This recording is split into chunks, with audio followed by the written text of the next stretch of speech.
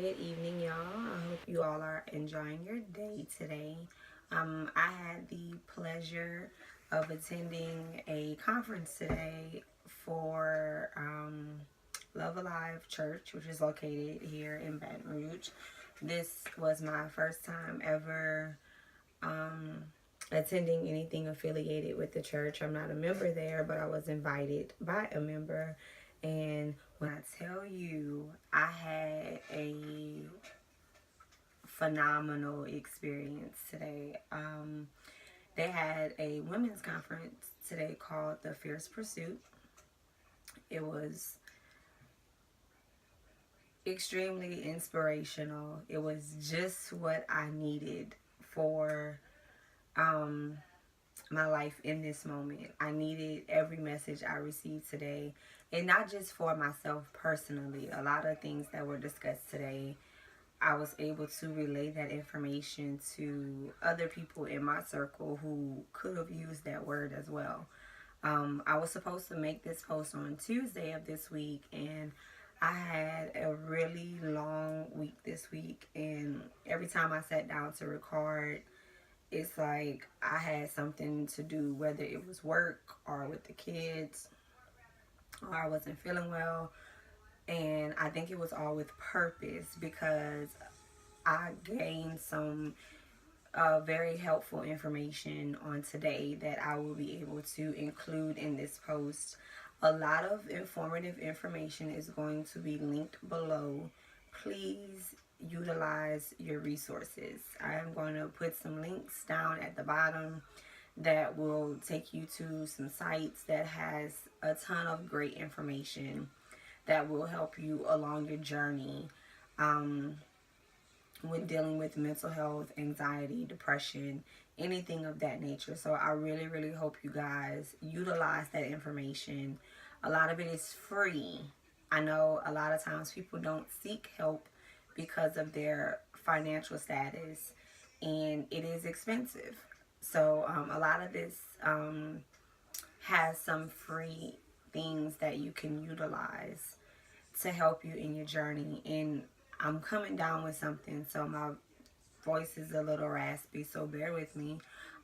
Today is the second part of my segment for dealing with mental health, anxiety, and depression. Most of today is just going to be some informative information about how to get assistance, where to look for assistance, and just utilizing resources that are out there that a lot of people don't know about. Um, I wanted to throw in the first one is something called an EAP, which is an employee assistance program. I do have my notes right here, so if you see me looking off, I'm just checking my notes. So an EAP is an employment assistance program, which is normally offered to individuals who are enrolled in their employer's health insurance. So if you have a job that offers health insurance and you are enrolled, most companies have an EAP program. So the textbook definition of an EAP is to assist employees in resolving personal problems that may affect the employee's performance. The coverage includes alcohol and substance abuse, child and elder care, relationship challenges, financial, legal problems, wellness matters, and traumatic events. So, almost anything that falls within the category of issues that would affect your day to day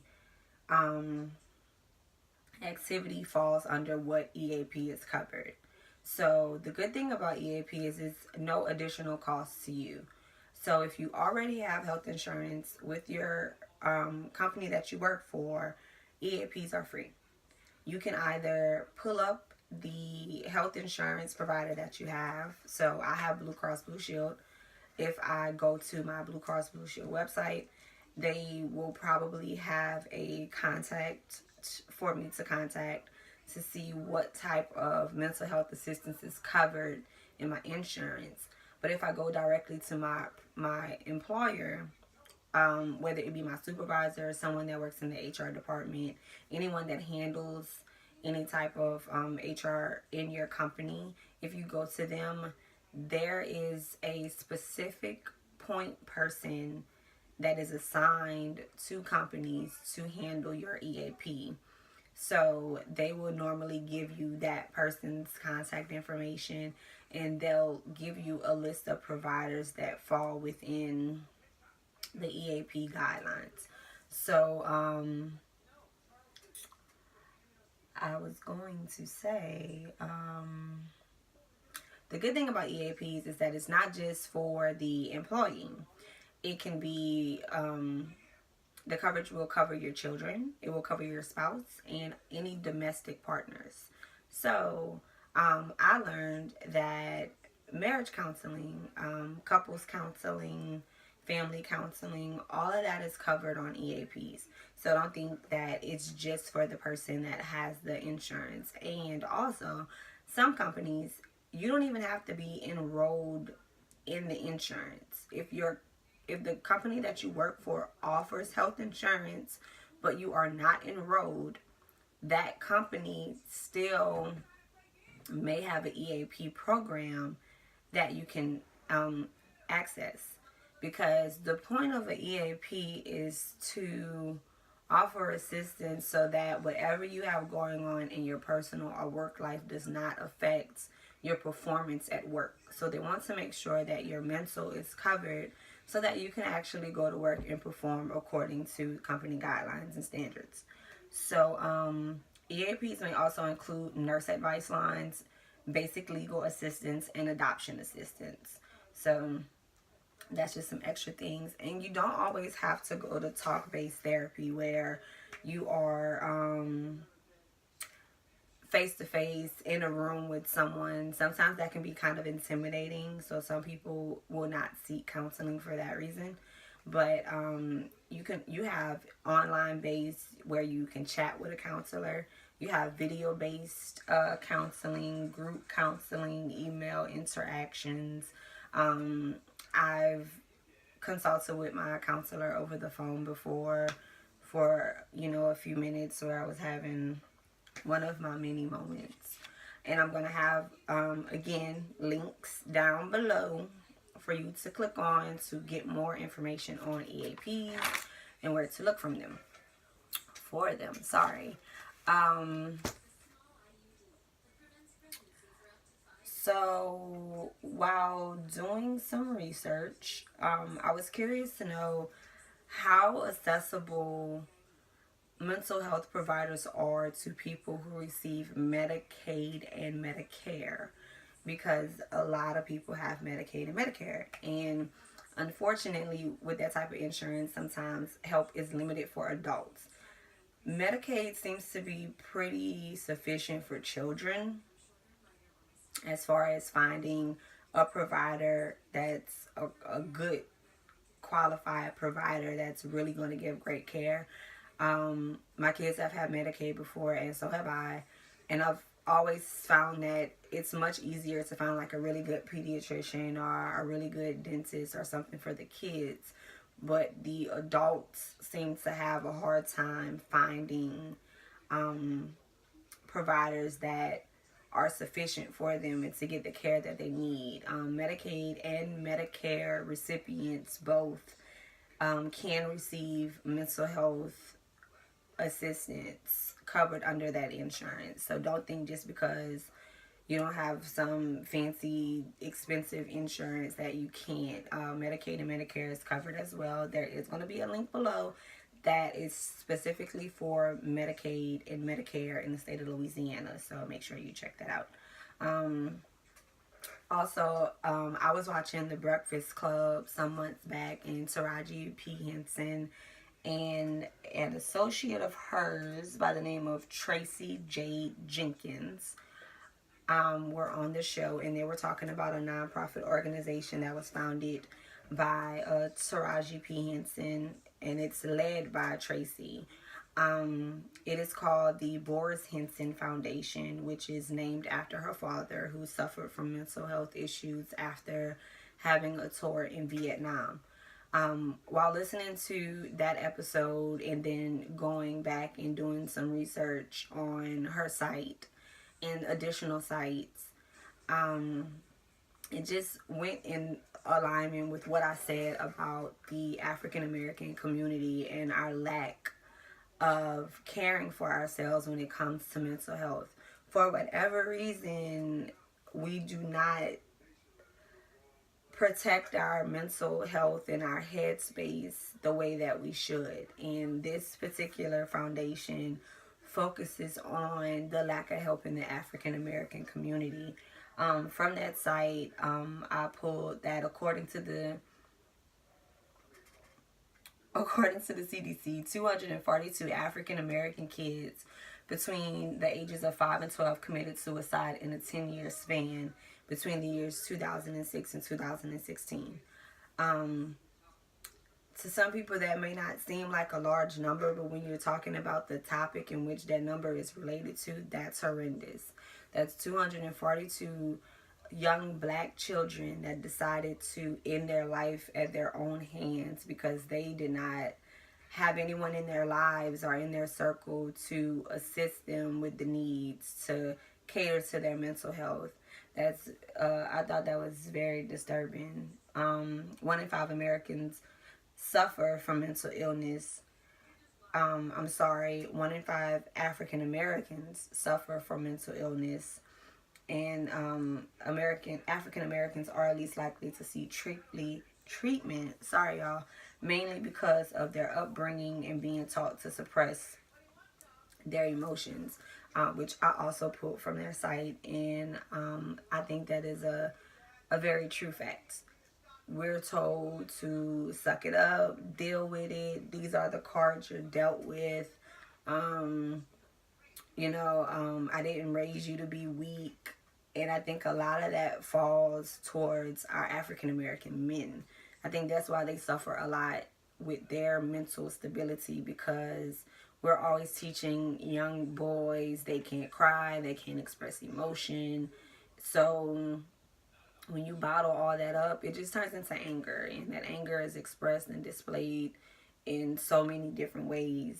And then if a African American woman expresses her opinion about something, her passion about something is labeled as being an angry black woman. I'm mad about everything. Every time I express myself in the professional world, it's sad that I have to sit down and carefully articulate my thoughts and my words because I don't want to be labeled as the angry black woman. I work in a predominantly white business, just meaning the company that I work for. I'm a minority there. Most of the employees are white. So whenever I have an opinion about something, I always have to take a step back and carefully think about what it is that I want to say and how I want to say it, because I have been labeled before there as the angry black woman, but it's really just about me trying to express myself. And if I'm passionate about something, I may go a little hard about it, but it's passion, it's not anger. But nonetheless, we're labeled whenever we are trying to express ourselves, and that will sometimes cause people not to want to seek any help. And a lot of the times we're labeled as being inadequate or weak. So we don't want to show that outcry for help, because we're so used to feeling like we can do it all. It's like implanted in our brain that, we're built to endure all of this stuff, but at the end of the day, we are human. You can't do it all. So you do have to, take a break and reassess. Whenever you're searching for a mental health provider, it's important to look at a few things and not just go to anybody, because whatever beliefs the person that is providing the service to you, whatever their beliefs are, those beliefs may very well be passed on to you. So whenever I search for my counselor, I, you know, of course, Googled her, and I went to her website. I read like where she went to school, what her practices were, what she specialized in, what was her backstory. Most of the pages for the providers will have, you know, Sarah went to such and such university and is married with 3 kids and a dog and has been in practice for 12 years. Sarah, not for me. What I want is someone who is relatable to me. I want someone who knows how to conquer something and who has been through something. I don't want counseling from someone who's never been through anything before.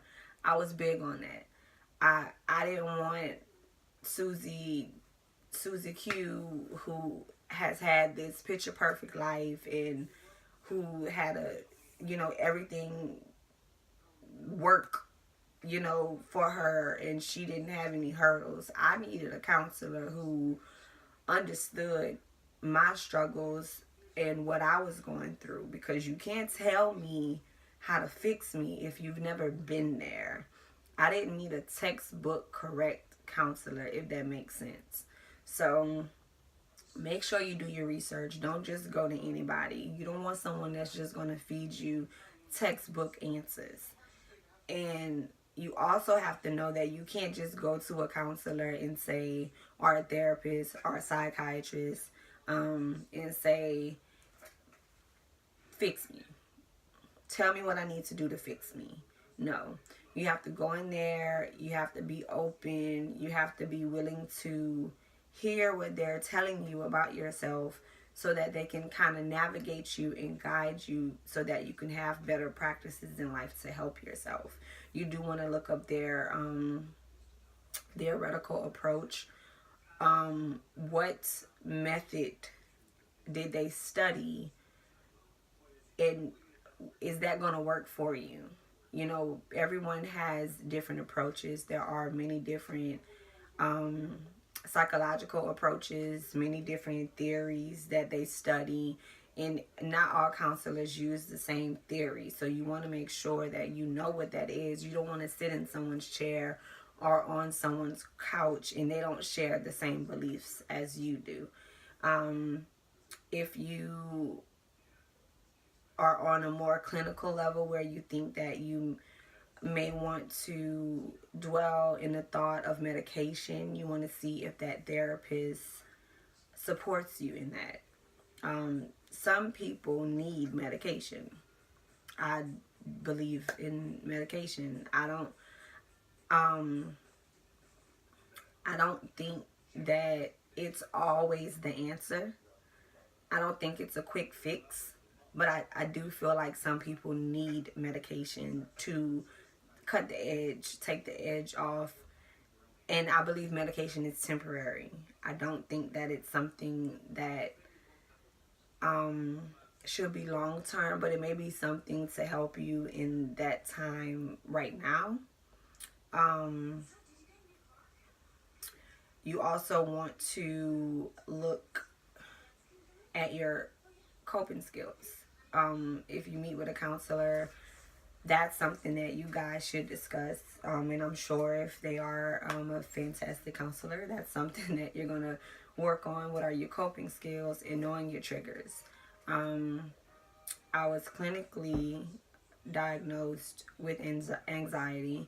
I did receive medication for it. At one point in life, I did take the medication every day, because every day I was on edge.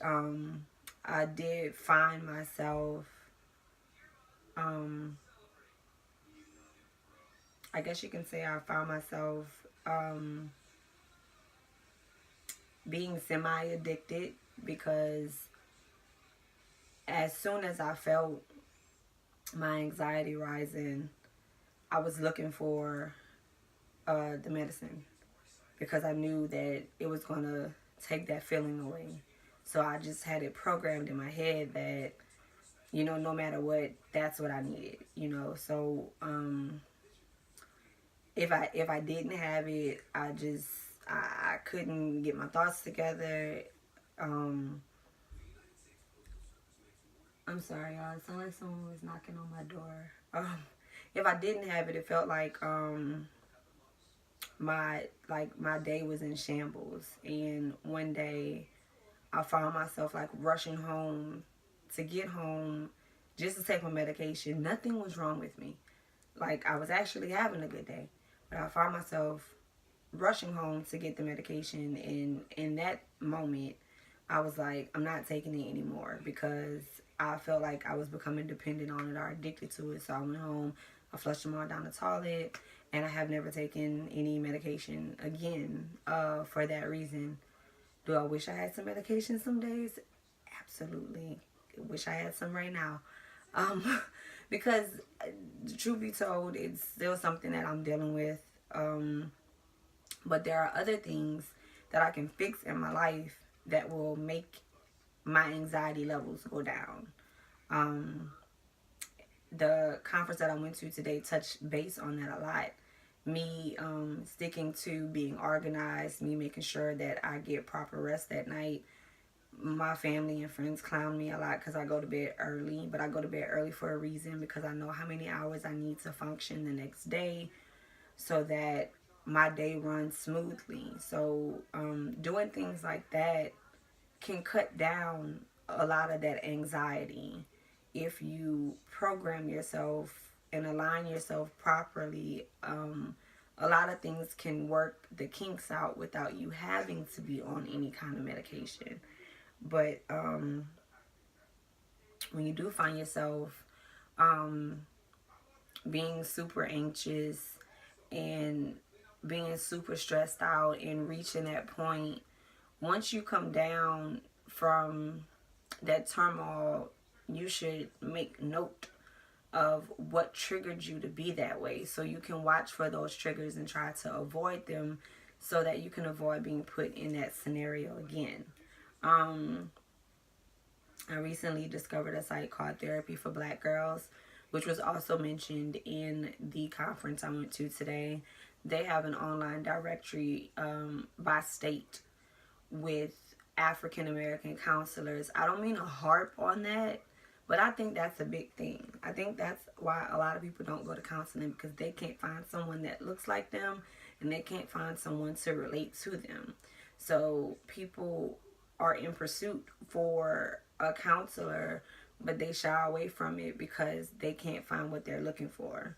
So I think that is a site that you guys should view and see if you can find a provider in your area. And if you're interested in going to counseling, then that's a good place to start. I have a few other places. I'm not going to talk about them because I'm just going to link the information below. I learned today that Love Alive Church has a member named, I'm sorry y'all, Nikayla Trask. This is her pamphlet that I received today with some information. She has a program called Be Brave, which is a campaign to encourage, empower, and inspire women who have struggled with mental challenges. They meet once a month and it's free. So if you are in the Baton Rouge area, I do think that this is something that would be helpful if you struggle with any mental illnesses or life stressors. So take note, you don't have to be clinically diagnosed with something to be going through anxiety, depression, and stress. It's not always going to be defined on a clinical level. So don't minimize your struggles just because you haven't been clinically diagnosed with anything or you don't take medication. That doesn't mean that there's not an issue there. I just wanted to touch base and give some informative information. I had a few people reach out to me about where to start Where do I find somebody? How do I get to the point where I'm okay with seeking counseling? I had anxiety all up until the time I got to the therapist's office, and I scheduled my first meeting with her, and it was for an hour, and I cried the entire hour. We discussed nothing. I sat down, and she introduced herself to me. She asked, "How are you feeling today?" was her first question. And I couldn't even get it out. I just cried the whole hour. And close to the hour mark, she tried to help me compose myself, and she said, "You needed to let that out. I'm glad you were able to let that out." She was like, "We can catch up on your next visit." She didn't pressure me. She didn't make me feel crazy for sitting there snot crying and all that mess. She made me feel very comfortable, and she allowed me to get a release of emotions out. And I thank her for that all the time, because I just knew I was going to get an email or something from her later saying, "I'm going to refer you somewhere else," or that session didn't go that well. I didn't know what to expect, and I think that a lot of people won't know what to expect, so they don't want to do it. But you are the keeper of your own peace of mind and your sanity. Don't allow someone else to take that from you. So protecting that is extremely important. I am well over my 10 minutes. But hopefully you guys gather some very, very, very insightful and helpful information. If there is anyone out there that feels like they need to talk, or they need someone to listen, or they have a question or something, whatever, inbox me. Send me an email, call me, text me if you have my number. If you need it, I'll give it to you. Whatever. You shouldn't have to walk alone. So I hope you all enjoy the remainder of your weekend, and I'll talk to y'all soon.